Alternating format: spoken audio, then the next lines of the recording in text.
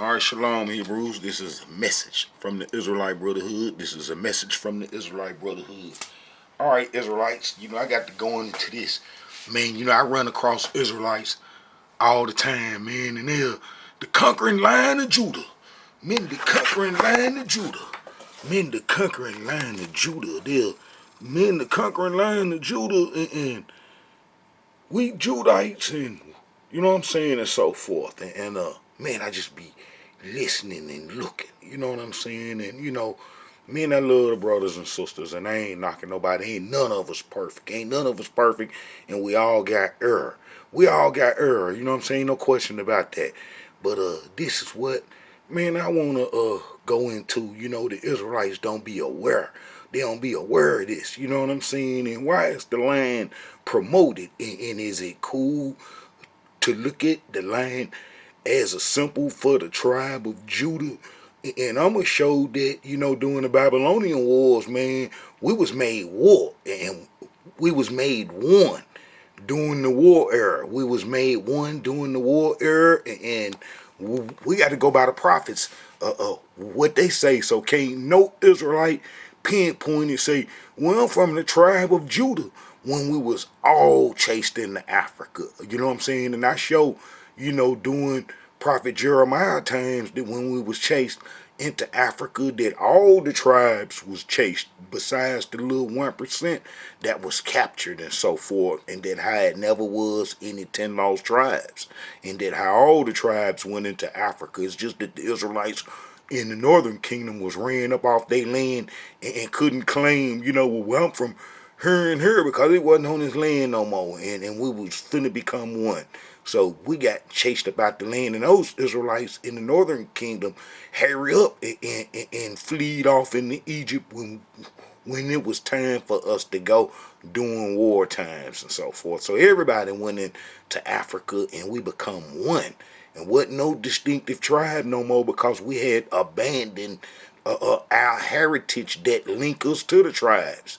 Man, you know what I'm saying, we wanted to be some Hamite Egyptians and worship what they did, because we thought that it was better for us. We thought that it was better for us. And then, we wanted to be like the Egyptians. So we're going to leave everything that pertained to the covenant alone at 100%.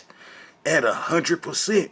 But I'm gonna show you Israelites who would keep this so-called ruckus with a tribe of Judah going, and would create that, because we didn't do it. And I'm gonna show in Tanakh, yeah, Solomon had some lands, but you got to look at the time that Solomon's had the lands. He was already messed up with the Egyptians and the Moabites and the other folks, and that he put lands in the temple. You see what I'm saying? Well, he had oxens there too. You know what I'm saying?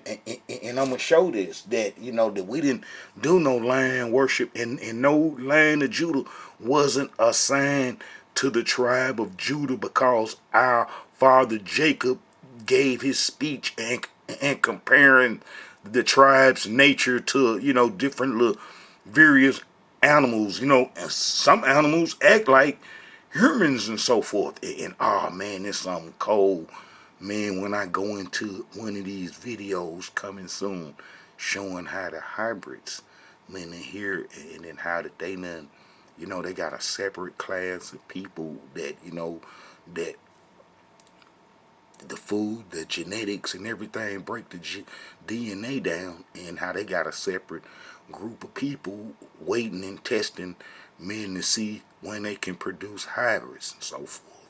Man, and I'm gonna go into that, and oh man, and I done seen a couple of them, and man, it's awful.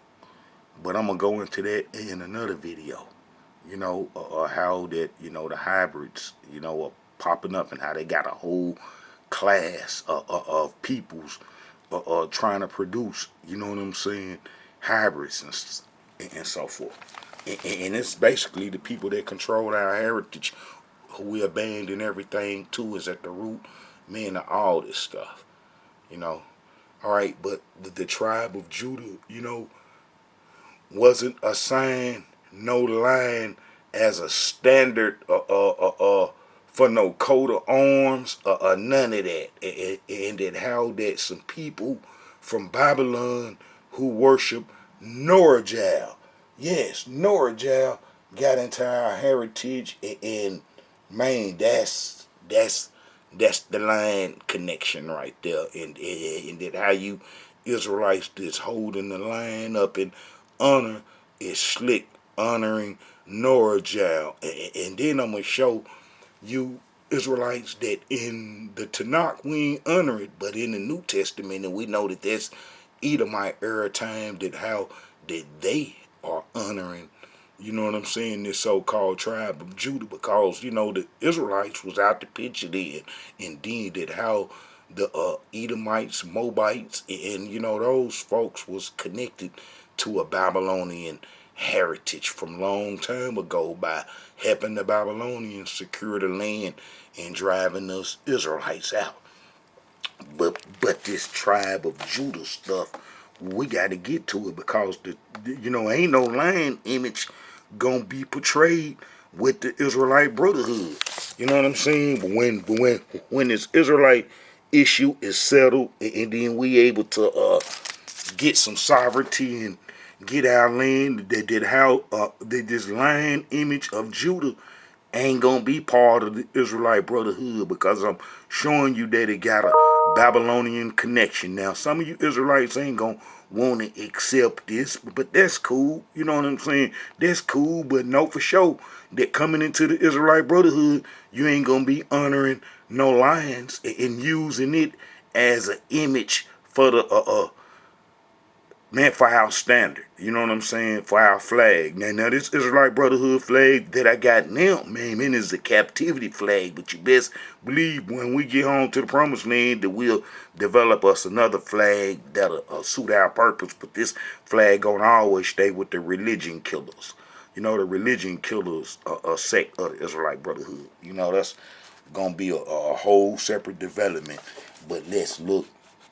Man, it's your boy Nergal, because a lot of you Israelites, man, a lot of you Israelites, man, you know what I'm saying, you grab hold of thing, and the lion is a powerful animal, dangerous, you know, dangerous and so forth. So, you know, a lot of Israelites want to be associated with the lion, because, you know, the dangerousness, he's a predator and so forth, and they, you know what I'm saying, they think that's cool.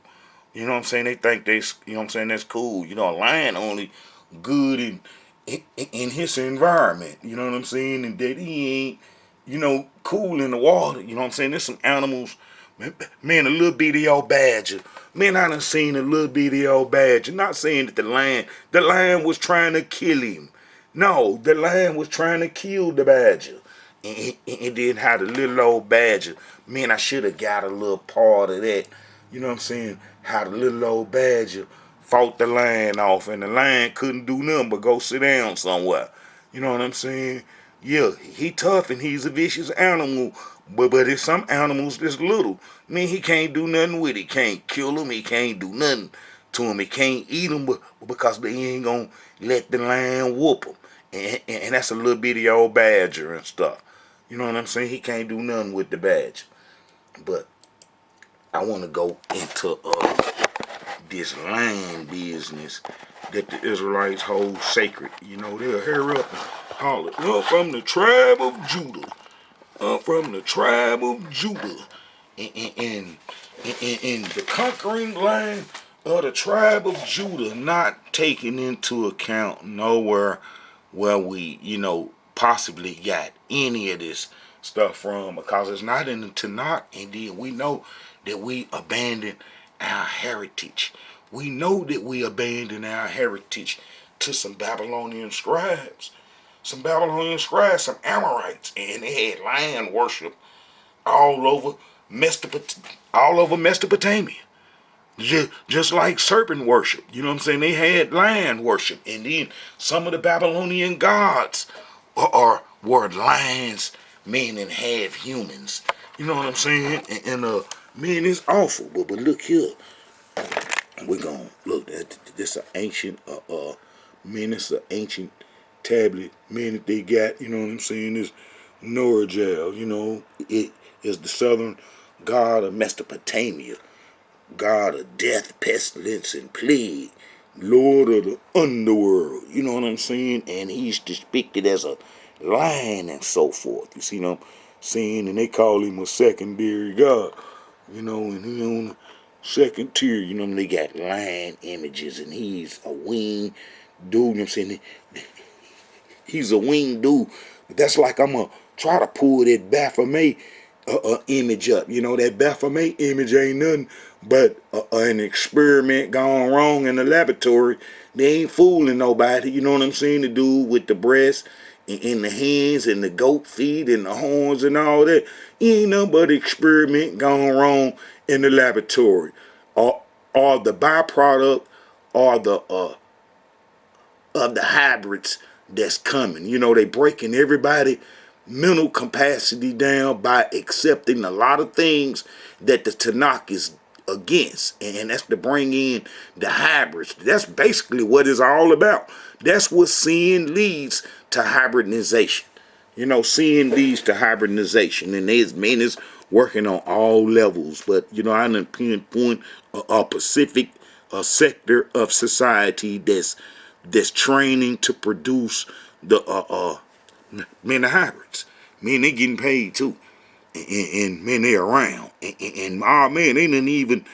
Oh man, I hate it. Man, it's too much information, man, that I can't expose right now.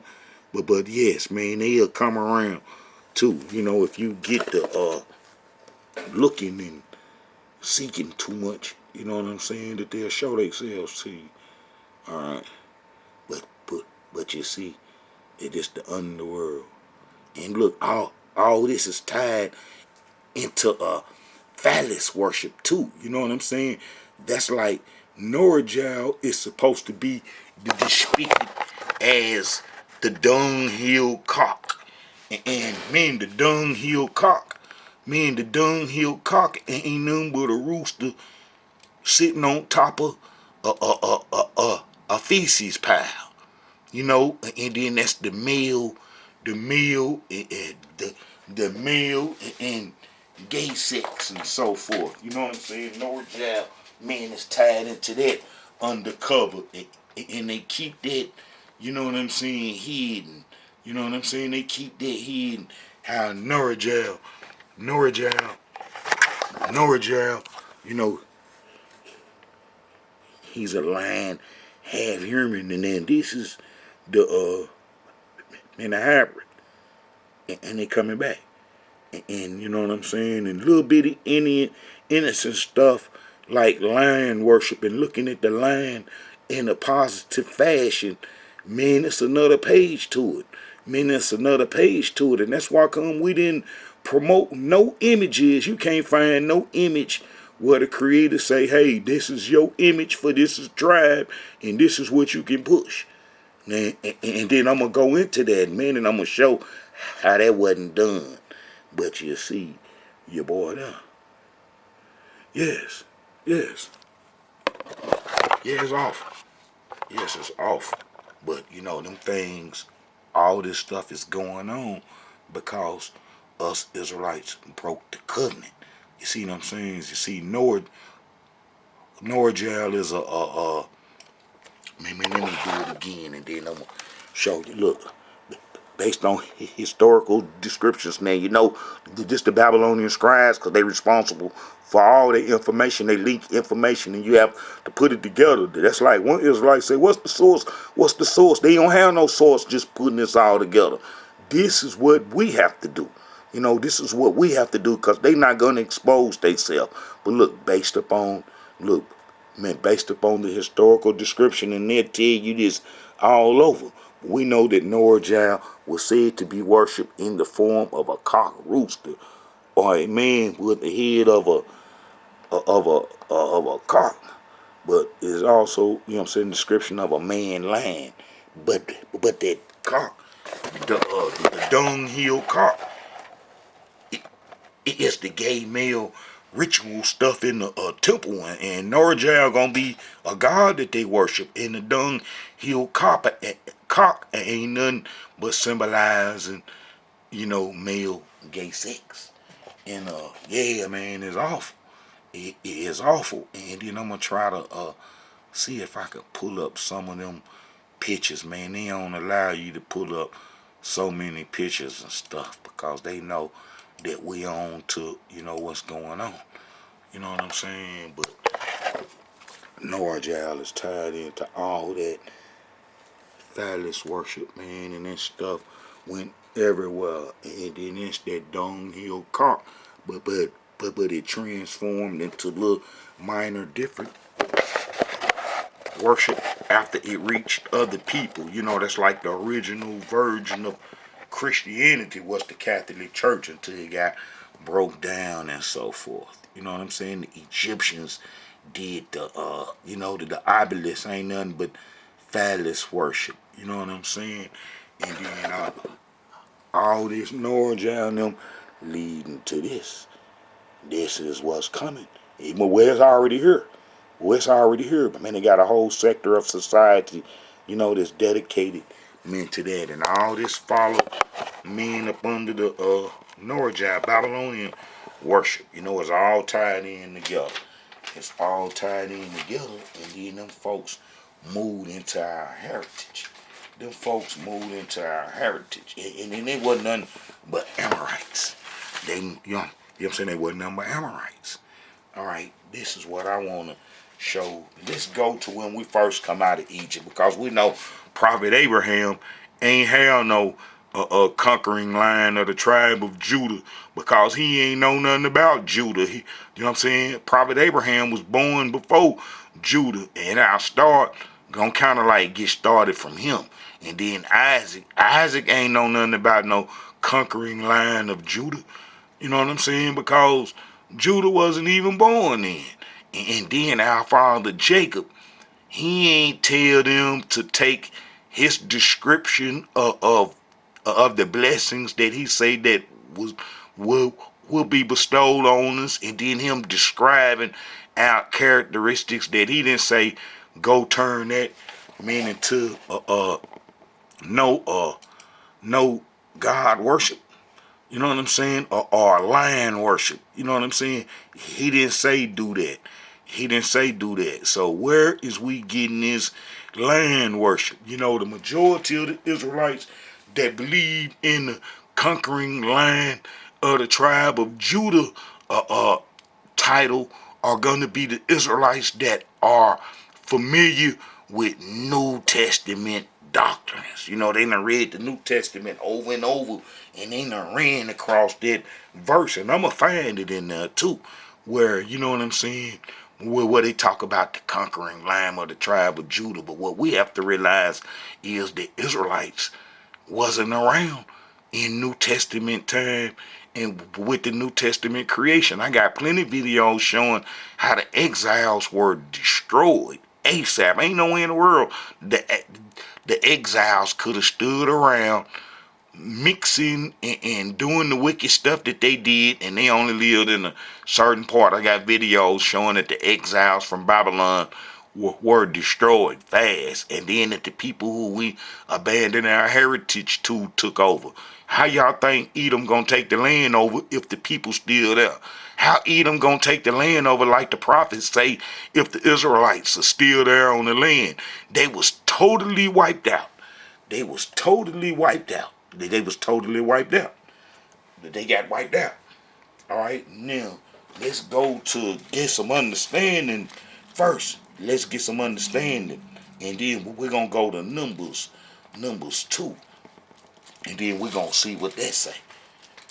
Now this is us. Well, first I should read what our father Jacob said, man, about, you know what I'm saying, his blessings on us. And then we know that we was in Egypt, and then when we left, we gonna see if anybody was told to give an image to their standard. Now we're gonna read the whole chapter. I got enough time today right now.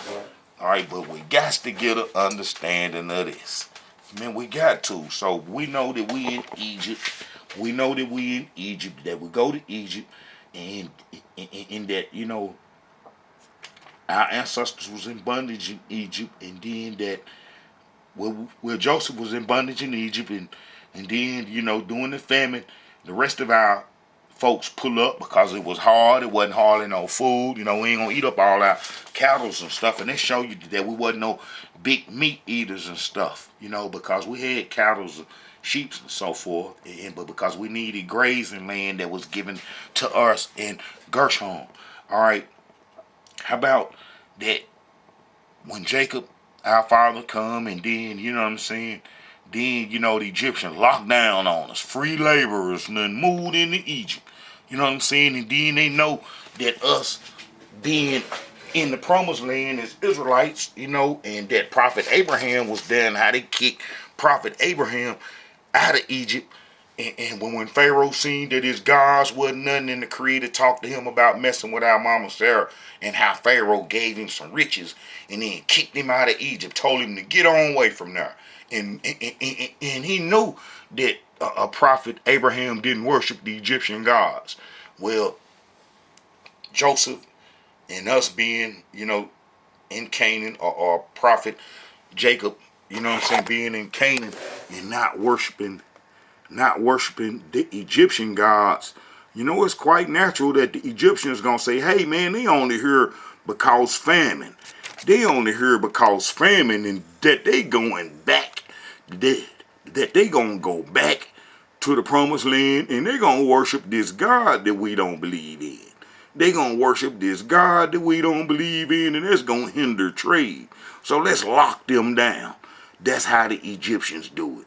They smart. Pharaoh is the leader. He's smart. So that's what they gonna do. They gonna lock us down. You know what I'm saying? They need some free laborers. And I made videos showing how Egypt made bricks, exported bricks everywhere. And that's another reason why couldn't have been in the Americas, is because we know how to make bricks. Bricks and so forth. Bricks and houses and so forth. And there was abundance of materials here in America to continue what we had, you know, learned in Egypt and so forth. And now no Israelites in the Americas to the transatlantic slave trade. But anyway, you know, Pharaoh gonna be smart, man. Pharaoh gonna know that if we right there in the promised land worshiping that God that he don't believe in, and I got plenty, you know what I'm saying, showed that Pharaoh ain't worship meaning the God that we believe in, the Yah that we believe in. Pharaoh ain't believing. And if Pharaoh ain't believing in him, and then we believing in him, then that ain't gonna do us no good. All right, see, look.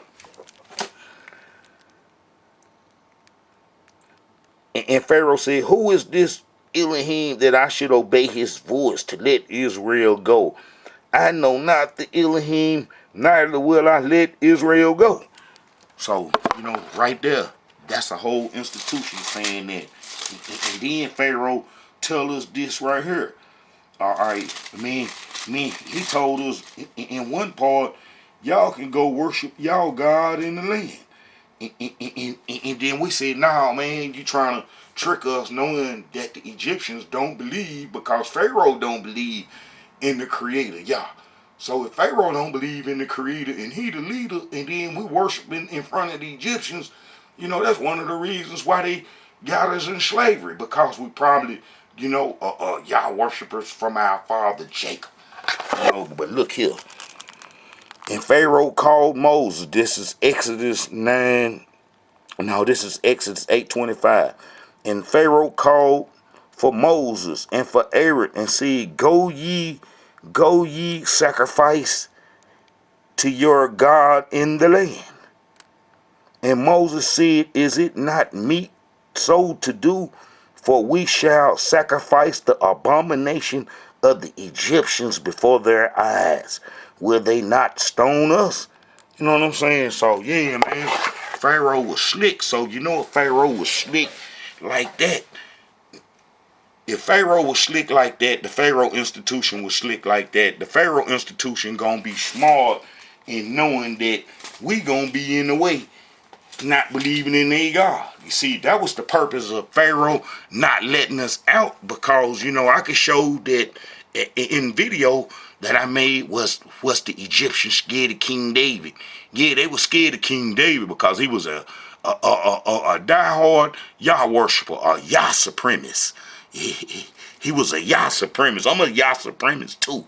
I'm a Yah supremacist too, you know, but man, this Yah over everything is how King David was, and the Egyptians didn't want no part of that because they knew they would have probably lost every battle. You know, they would have lost every battle. And how they didn't fool with King David, but how everybody else, man, the Egyptians will mess with you. And I'm going to show you how they mess with Solomon and got him knocked off his king stool down to prince. And then this going to be about the time that the lions come into the temple. You know, he had 12 lions, but was it ordained by Yah, or did Almighty Yah respect the lion? Did he tell us to worship and hold the lion up as the standard for the tribe of Judah? Nope.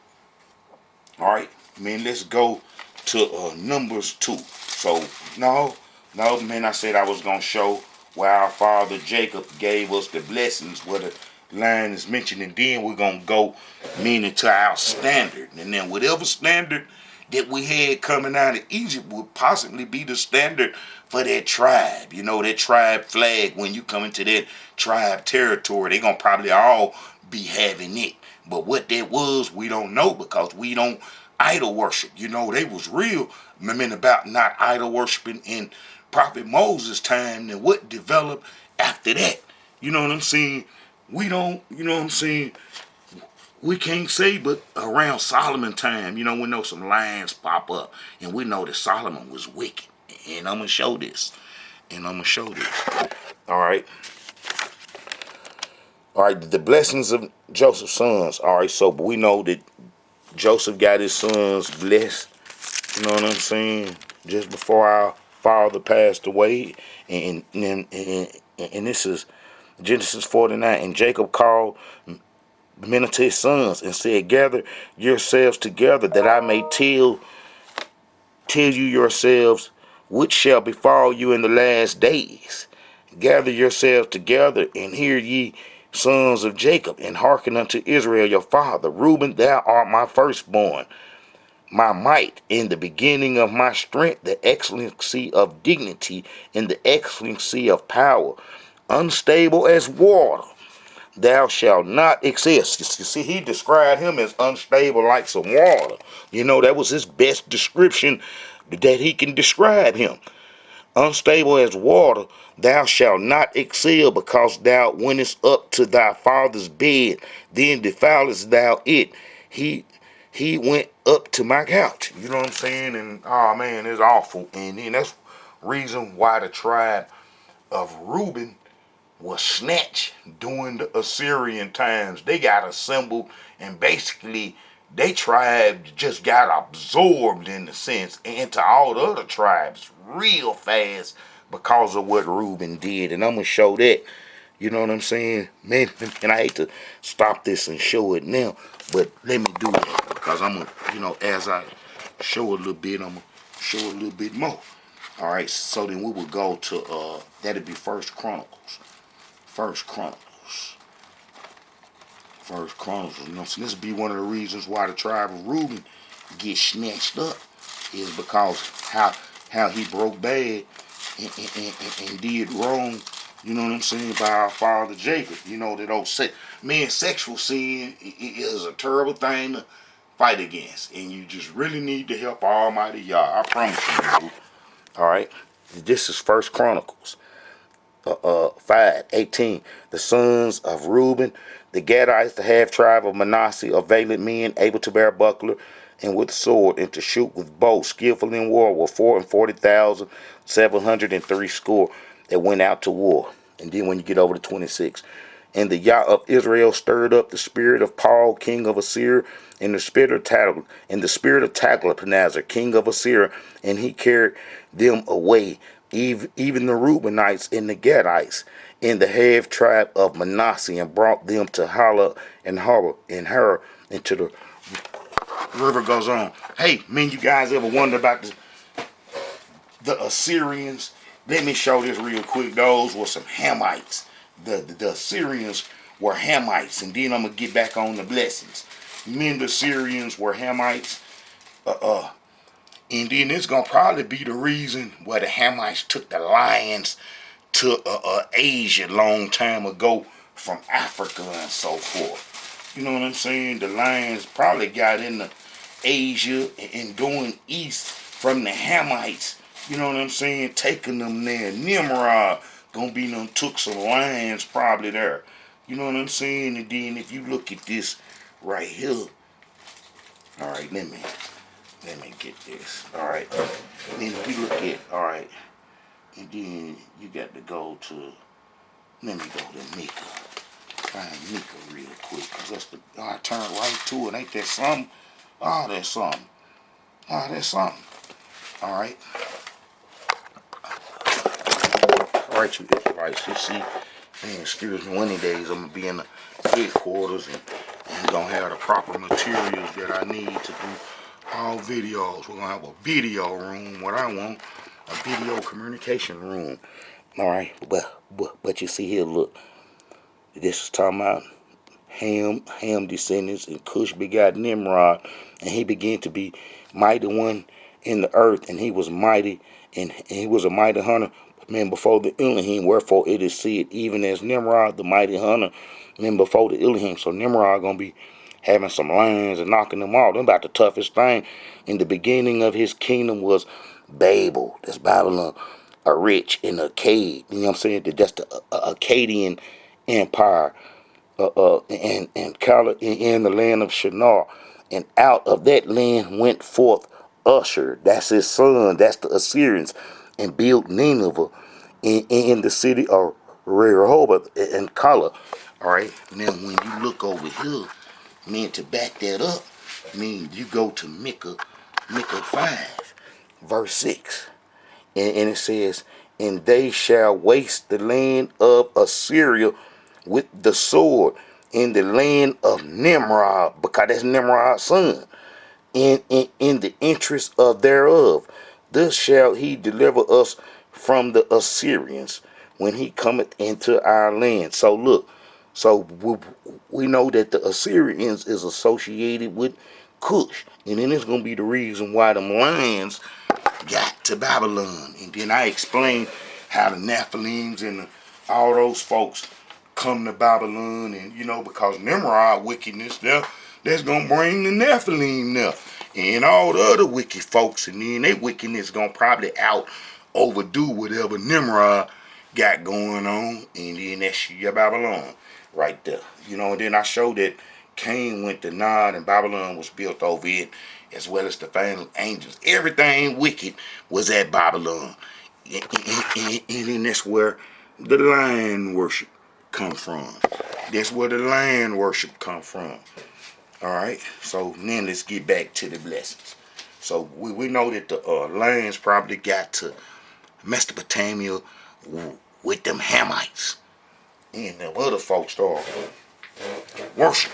And all right. So we knew that Reuben was gonna get it, and it wasn't gonna be good for him and his descendants. And I showed during the Syrian times that, man, that they got absorbed during the Assyrian captivity. All right, but he will be unstable waters. And all right, Simon and Levi are brethren. Instruments of cruelty are in their habitation. I believe they knocked the dude off. O my soul, come not thou, man, into their secret, man, into their assembly. My honor, be not thou united. You know what I'm saying? Be not united. For in their anger they slew a man, and in their self-will they dig down a well. Cursed be their anger, for it was furious, and their wrath, for it was cruel. I will divide them in Jacob and scatter them in Israel. You know, man, that's all that's going to help and come to pass with us becoming one, and verifying what Prophet Ezekiel said, and Almighty Yah told Prophet Ezekiel that we will become one. I might stop and look that up. All right. But because their anger, for it was fierce, and their wrath, for it was cruel, I will divide them in Jacob and scatter them in Israel. So then we're going to have to become one, and not with all these tribal different identities and so forth. If the other tribes was going to get absorbed, and I could show that happened if you go to Ezekiel. Let me see if I can find it. Let me see. Man, I almost thought that I pulled it up, boy. I was finna start hollering how I just pulled it up the first verse, but let's see, because we will become one. Alright? Alright, we will become one during Prophet Ezekiel time.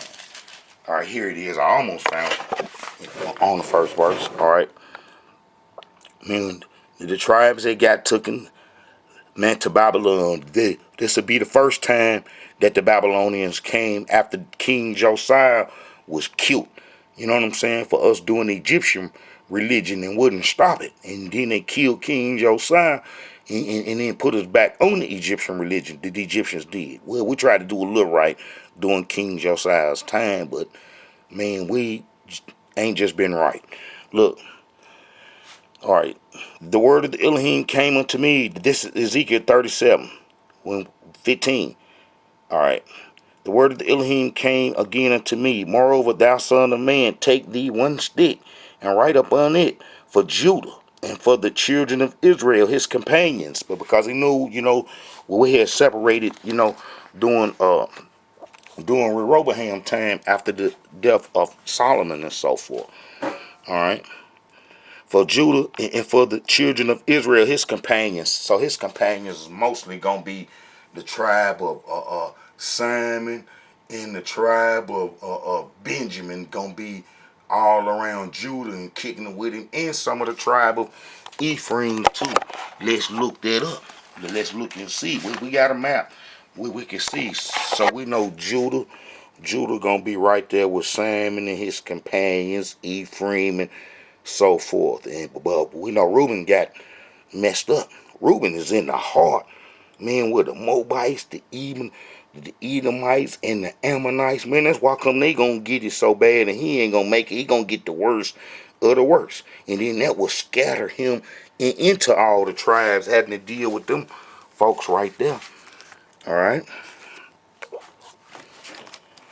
Let me see. Moreover, thou son of man, take thee one stick, look, one stick, and write up on it for Judah and for the children of Israel, his companions.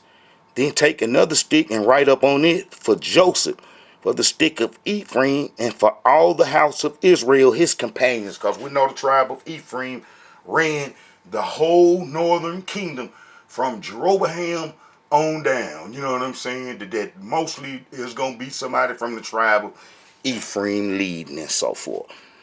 All right. So, those people's Israelites associated with them.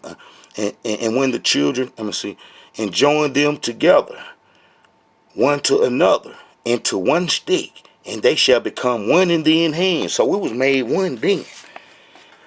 And when the children of thy people shall speak unto thee, saying, Will thou not show us what thou meanest by this?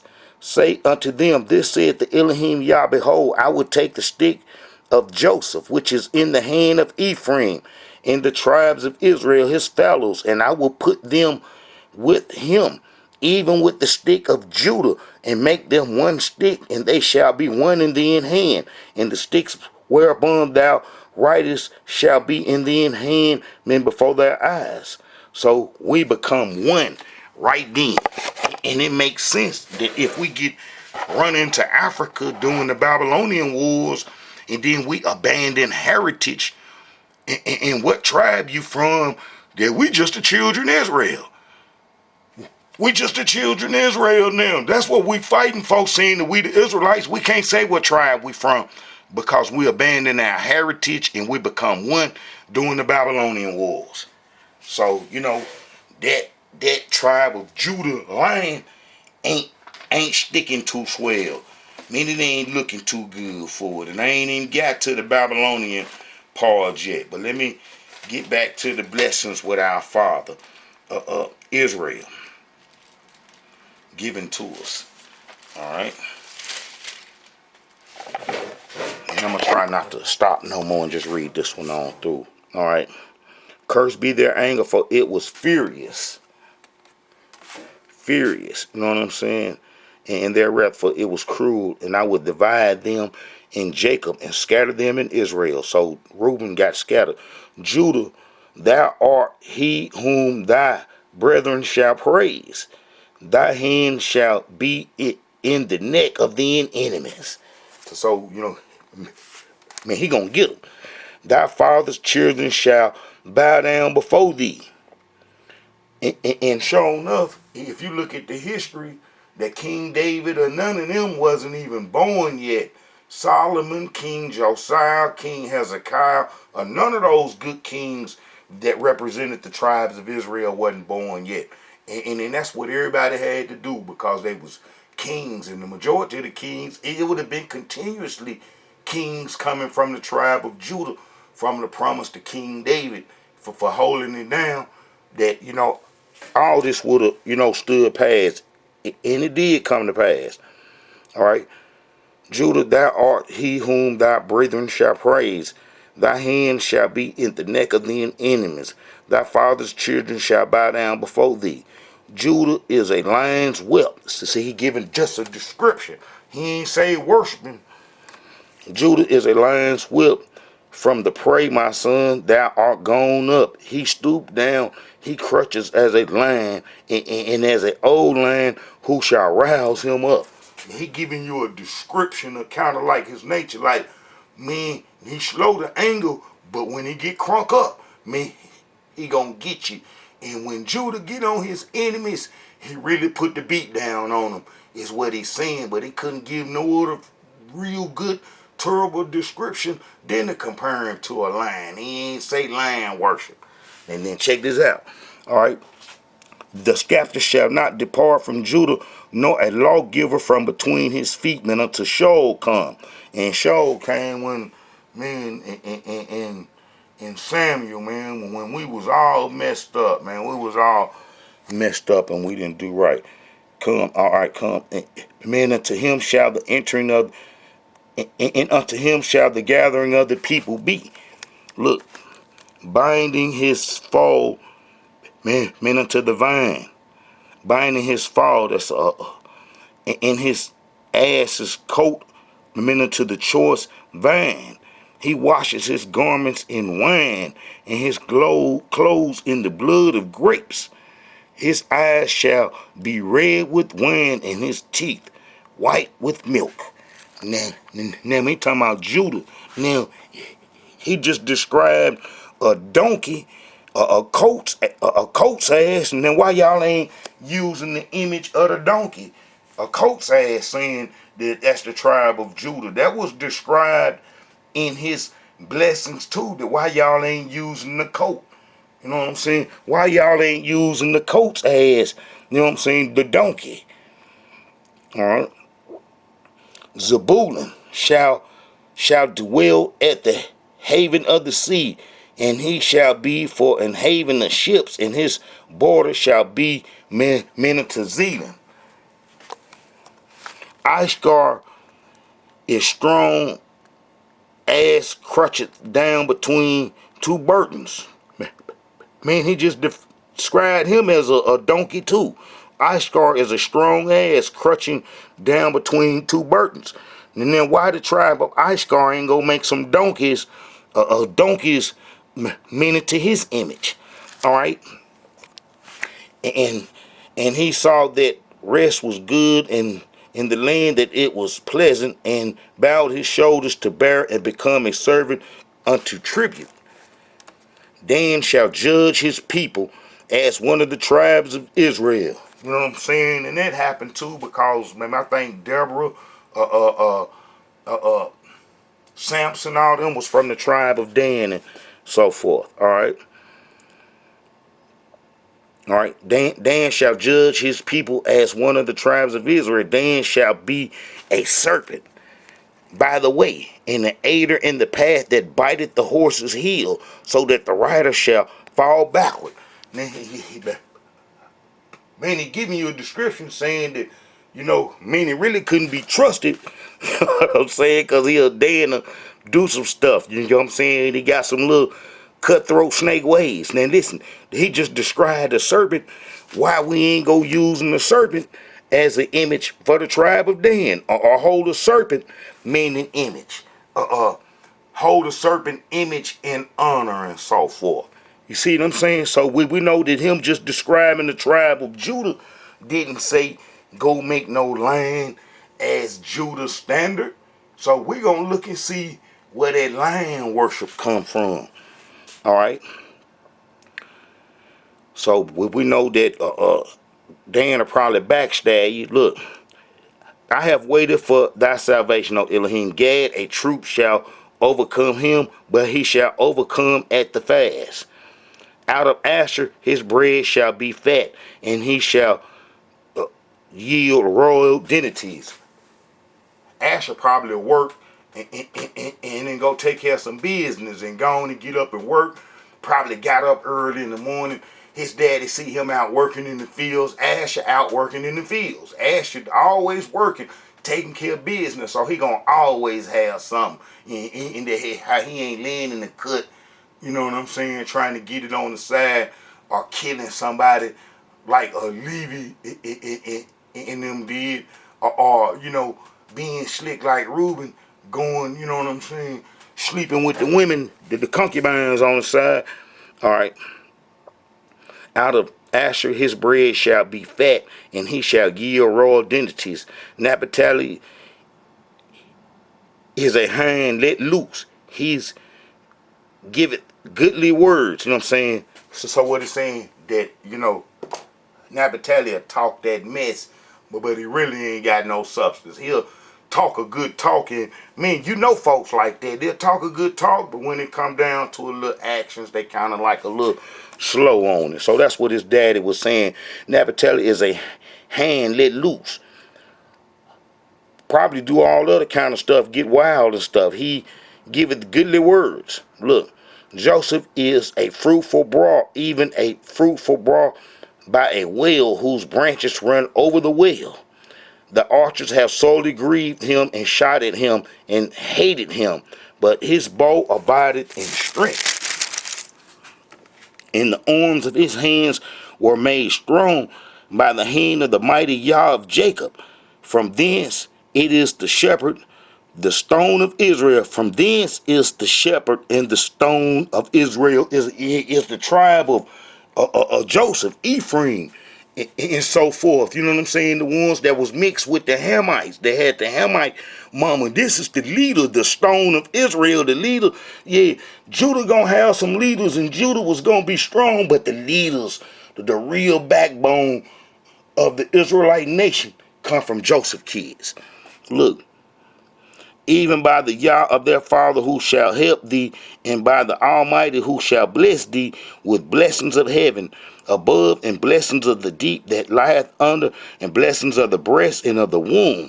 The blessings of thy father have prevailed above the blessings of my progenitors unto the utmost bounds. So means saying he getting blessings better than everybody. Or of the everlasting hills they shall be on the head of Joseph, and on the crown of the head of him that was separated from his brethren. Benjamin shall rave as a wolf in the morning. He shall devour the prey, and at night he shall divide the spoil. He are robbers. You know? That's why we got a lot of robbers. A lot of robbers in the Israelite community that likes to rob. You see what I'm saying? There it is. And all these are the 12 tribes of Israel, and this is it that their father spake unto them and blessed them. Everyone according to his blessings, he's blessed them. So it ain't got nothing to do. It ain't got nothing to do. Nothing to do with no land worship, because you see that he gave some of the blessings to the kids that he described donkeys and serpents and so forth.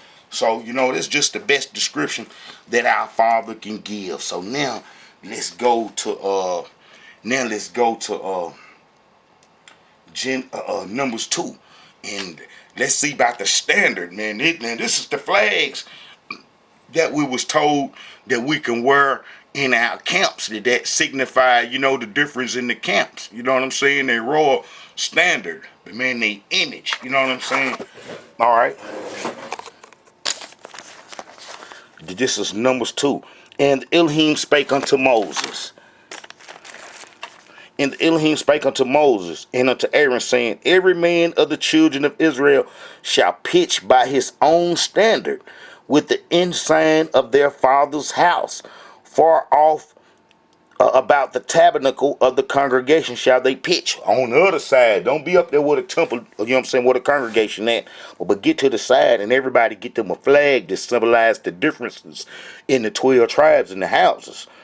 All right. And on the east side, toward the rising of the sun, shall they of the standard of the camp of Judah pitch throughout their armies, and Nashon, the son of Amminadab, shall be captain of the tribe of children of Judah, and his host, and those that were numbered of them, 614,600.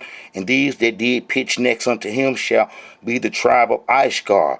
Nathaniel, the son of Zur, shall be captain of the children of Ishkar, and his host, and those that were numbered thereof were 54,400. Then the tribe of Zebulun, you know what I'm saying, and then it go on, man, it could go on, and all these were numbered in the camp of Judah, were in 100,000, fourscore thousand, and 6,400 men. Damn, that was a lot. They met throughout their armies. These shall first set forth. And on the south side shall be the standard of the camp of Reuben, and according to their armies, captain and the captain, you know what I'm saying, so it go on. So each camp, man, you know what I'm saying, they had to put their little flag up. But it ain't saying what the flag is or what it looked like, because we ain't image worship. We ain't worshiping no animals. We ain't worshiping no animals. All right, so then as you read, look, all that were numbered in the camp of Reuben, you know, he goes on, and then it get down to the tribe of Ephraim, and then it get down to the tribe of Manasseh, and then it get down to the tribe of Benjamin. Same thing, it ain't mentioning nothing mean about no lion as an image. No lion as an image. The standard camp of Dan shall, you know what I'm saying, and then it don't mention nothing about no lion. Ashkar, it don't mention nothing about no lion. It don't mention nothing about no land. And then that's Numbers 12. That's our insignia. You know what I'm saying? They probably had their daddy name and their tribe on there. They tribe on there, but how it ain't have they image of a donkey or a lion or snake or something like that. And that how that's going to come from the Babylonian scribes who got our heritage when we abandoned it for Egyptian religion. So we see doing the standard, the insignia coming out of Egypt, we ain't had that. We ain't had that. So then where would we be getting some lands from? Where would we get some lands from? First of all, some lands going possibly, you know what I'm saying, but we know that they was introduced during Solomon time. Meaning if you go to Solomon, man, that'd be 10. No, that'd be First Kings. Solomon, First Kings 10. Let's see what it say. So we're going to get to the root, man. This land worship ain't looking good so far. I ain't seen nothing positive for it. I ain't seen nothing positive for holding up a land for the tribe of Judah or any Israelites. All right.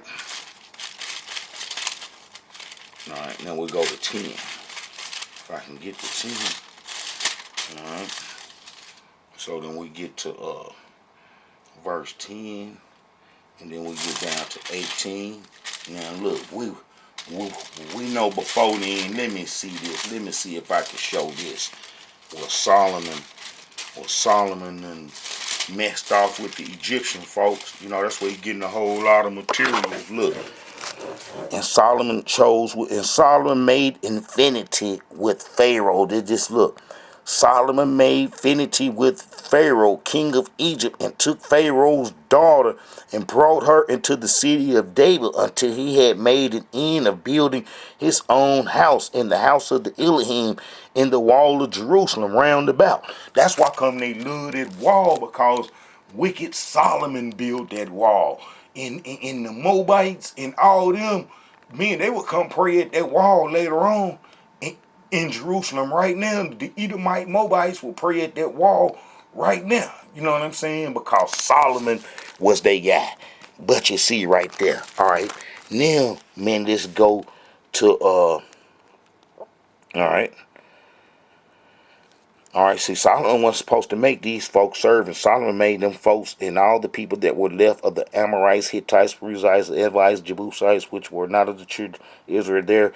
They were left after them in the land whom the children of Israel also were not able to destroy. Upon those did Solomon lay tribute and bond service. And them same folks come and enslave us and got us enslaved now and got our nation. Them same folks that Solomon did that too. Now, we had already messed up, and it's just bringing a second wave of them. These will translate into the Nethinims. You know, all them combined, and especially the ones from Joshua times when we let them Ammonites in, the Amorites in.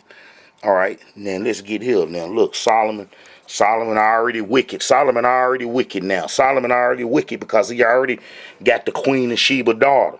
Now, he building the temple. Now, his dad ain't telling him just what to put in the temple, you know, but he's supposed to build a temple to Almighty Yah name, and meant for us to have some to worship and not be worshiping everywhere. You see what I'm saying? All right. So now we go to 18. Let's get down to verse 18, and then let's see what it say. All right. Solomon made his throne of gold. Moreover, the king made a great throne of ivory and overlaid it with gold. Now, we know the Queen of Sheba just pull up and give him a whole bunch of gold. Look, and when the Queen of Sheba heard of the fame of Solomon concerning the name of Elohim, she came to prove him, and she came to Jerusalem with a very great train with camels and spices and very much gold. Look, very much gold. So Solomon gonna be making gold out of everything. Solomon gonna be making gold out of everything. Look. All right. Man, Solomon had gold everywhere. Everybody bringing him gold. Moreover, the king made a great throne of ivory, overlaid it with the best gold. I mean, he made a throne of ivory and gold. Look, then the throne had 6 steps, and the top of the throne was round behind, and there were stays on either side of the place of the seat. 2 lions stood beside the stays, and 12 lions stood there on the one side and on the other side upon the stays. So they had 24 lions. And see, there was not like made in any kingdom, and all King Solomon drinking vessels were made of gold, and all the vessels of the house were made of pure gold, and none were of silver. It was nothing accounted in the days of Solomon, but the king had a sea of natives, so he all in Africa getting gold. Look, apes and peacocks and all that, so he all in Africa getting stuff. You know what I'm saying? And so, you know, I mean, he probably gonna have a lion or something brung up out of there. He got lions and peacocks. That's all the Assyrian kings love to catch lions and train them. They would even have lions to hunt you down and get you and stuff. All right. And Solomon gathered chariots, horsemen, and he had made 1,400 chariots, 12,000 horsemen, whom he bestowed. So, man, Solomon was wicked. And Solomon had horses brought out of Egypt, and linen yarn. The king's merchant received at the linen yarn at a price. And the chariot come up out of and went out of Egypt for 600 shekels of silver, and a horse 100 shekels and 50. And so for all the kings of the Hittite and for all the kings of Syria did they bring them out by the means. So Solomon was getting everybody everything. Yeah, he was the middleman. Solomon was the middleman, and he was delivering it. And look, he forgot all about this. That's what Solomon forgot about, because everybody coming to him with them riches. Leviticus 18. After the doing of the land of Egypt wherein ye dwell shall ye not do, and after the land of Canaan whether I bring ye shall ye not do, neither shall ye walk in their ordinance. Ye shall, you know what I'm saying? So we wasn't supposed to walk in their ordinance, but Solomon was getting down with them. Solomon was the main reason why we lost our heritage. Solomon was the main reason we lost the covenant. Solomon was. that if it wasn't for Solomon in his wickedness, that, you know what I'm saying, we wouldn't have lost the covenant, because Solomon let all the people in. Look, but King Solomon loved many strange wives. See, all this, you know, he was messing with the Egyptian women. He done brought some lambs in, and then he also had oxen too. But let's look at this. So the lambs wouldn't just mean nothing. The lambs just wouldn't mean nothing. I mean, if you look at this right here, all right. And let me see. And under the brim, let me see. This is 1 Kings 7, 24, 25. And under the brim, round about there was knops on 10 and cubic, compressing the sea round about, and the knops were cast in 2 rows when it was cast. And it stood upon 12 oxen, 3 looking forward toward the north, 3 looking towards the south, 3 looking towards the west, and 3 looking towards the east. You know what I'm saying, and so forth. And then that's gonna be that right there. That's gonna be that right there. That was Solomon had right there. Them oxen, them Shahar oxen, and you was only powerful and had wealth by the camel, by the horse, by the cattle and livestock that you would have. So Solomon having them, Solomon having those lands didn't mean nothing. We wasn't told to hold no lands as no standard. All right, so then now we go to you know, Solomon gonna be kind of wicked, man, because his mama was lenient. Solomon mama was Sheba. She was messing with a Hittite. You know what I'm saying? That's gonna be a white dude. You know, Solomon mama was messing with her. King David had him knocked off the Hittite.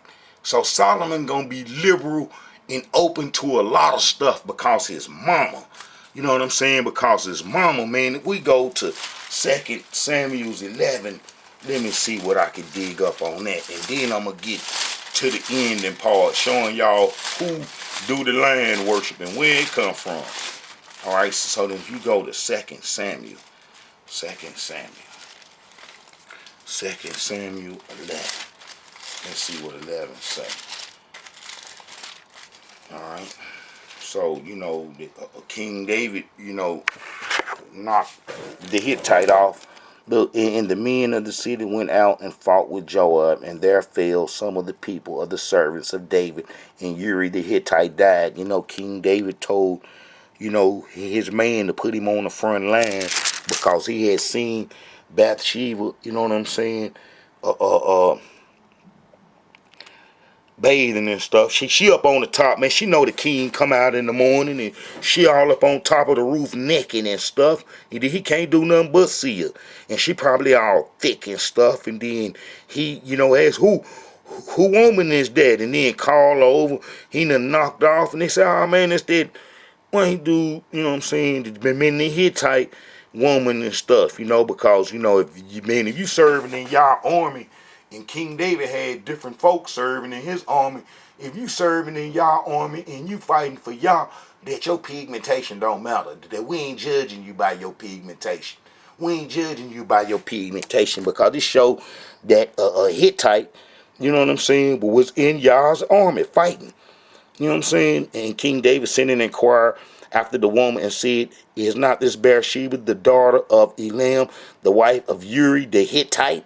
You know what I'm saying? So her daddy was an Israelite, but she liked it, you know, Caucasian males. And she was probably fine like a whole bunch of them be. And then King David, you know, she seen some better. They be opportunists when they be like that. When, you know what I'm saying, they're opportunists is what she was. And then because she gonna be naked up there bathing when King David come, knowing he gonna see her, and then knowing his hormones jumping, he the king, who is that over there? You know what I'm saying? And then she gonna come on over, and then, you know, she gonna get her man knocked off. And he wrote a letter saying, set ye Uri in the front of the hottest battle, and retire ye from him, that he may be smitten and die. Now, that son died. Almighty God punished King David, man, and that son died. You know what I'm saying? That she had by him. And then Solomon was born. You see what I'm saying? But Solomon's mama was, man, I don't think she was right from the beginning. So that's going to make Solomon liberal. And then that's why Solomon going with the Egyptian women and all them other women, the Canaanite women, all the women. All the women. Solomon going to be going with all the women because his mama was, real liberal and stuff and kind of open and stuff. So, her son going to be, the same way. King David gone. He ain't there no more when Solomon, get in full power. All right, then let's go see this one more time. All right. But King Solomon loved many strange women together with the daughter of Pharaoh, women of the Moabites, Ammonites, Edomites, Zidonians, and Hittites, of these nations concerning which the Elohim said unto the children of Israel, Ye shall not go into them, neither shall they come unto you, for surely they will turn your heart after their gods. And Solomon cleaved unto these in love. Solomon was demoted to a prince. Solomon's kingship was took. Look, all right, howbeit I would not, this is 1 Kings 11:34. Howbeit I will not take the whole kingdom out of his hand, but I will make him prince. I will make him prince all the days of his life for David my servant's sake, whom I chose because he kept my covenant and my statutes. So Solomon got knocked down to a prince. But man, he wasn't even respected as the king no more. He was just a prince. And then that's why come the enemies say King Solomon was the wisest man on the face of the earth, because King Solomon opened the door for us to lose covenant. We never could really get on track after what Solomon did. That allowed Rehoboam to get chased into Egypt and to come out with the Egyptian religion to put on us. All right, so we know, that Solomon wasn't right. So Solomon gonna have some lines up and up. You know what I'm saying?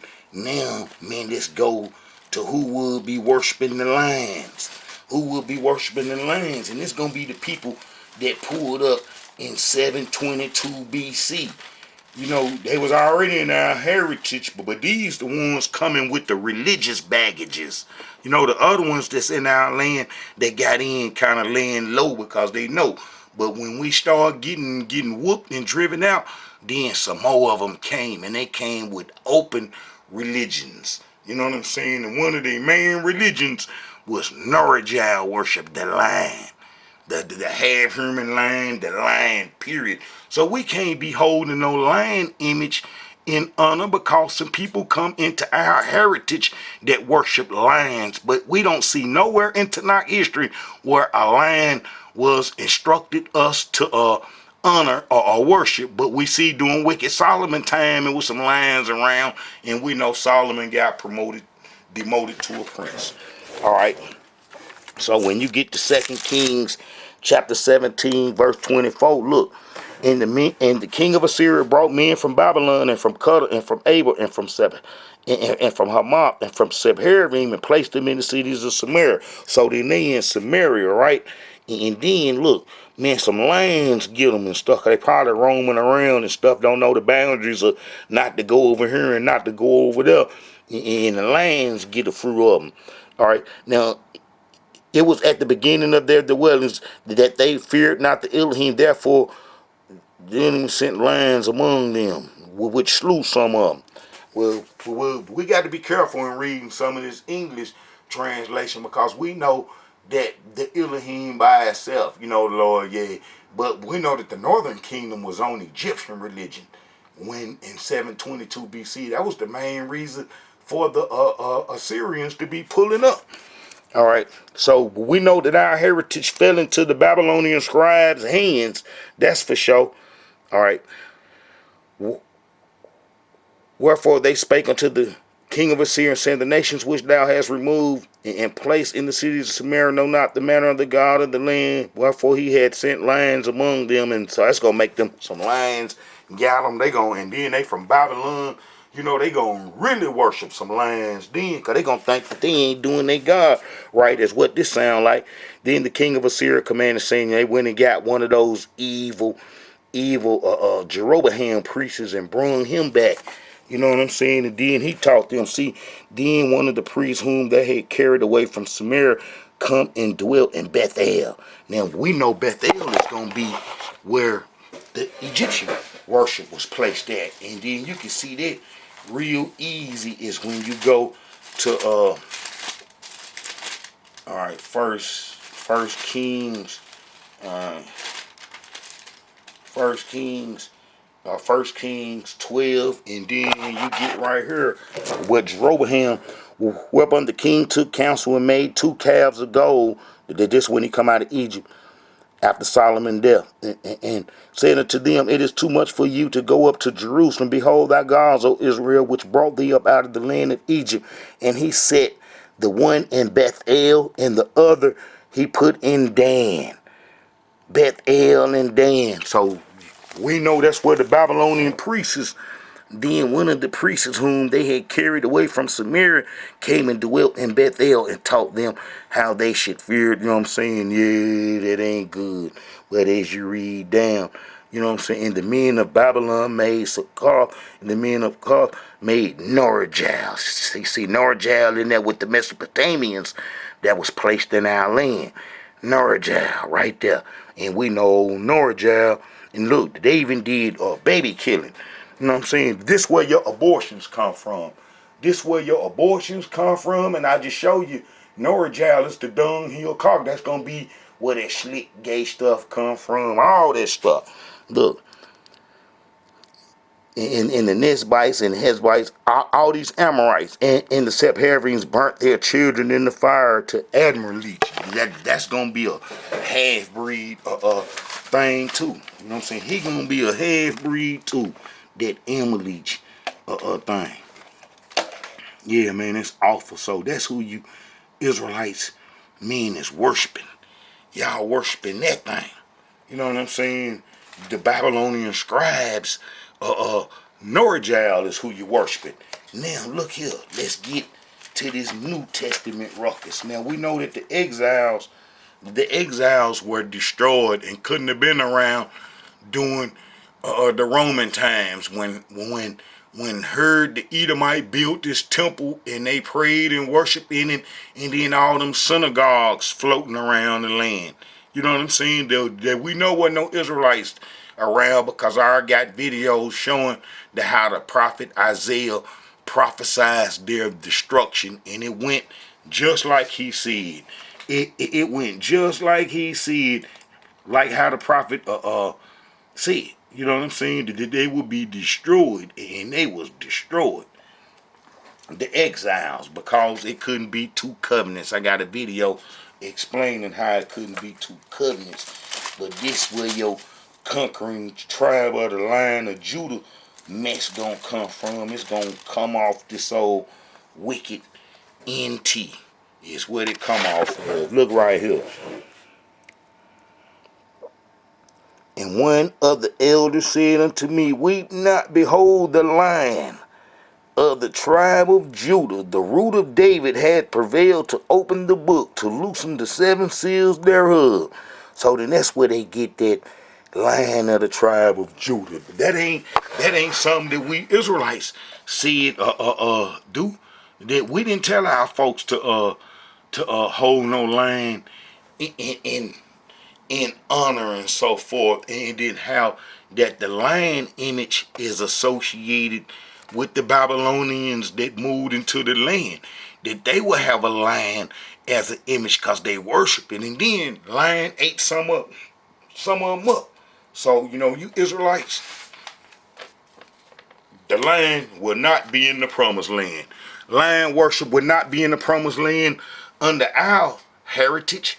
Now, you know, some of y'all might feel funny about it, but hey, that's the way it is in the Israelite Brotherhood. I'm calling the shots for the Israelite Brotherhood, and if the Israelite Brotherhood handle the Israelite settlement issue, that it won't be no lion worship in the promised land. That you is not holding no lion up as the tribe of Judah, because we are one people, as I read how Prophet Ezekiel made us one during the Babylonian wars, and that how that your tribe, that your image of the land of Judah is right there, right there. There they go, there they go, there they go, there they go.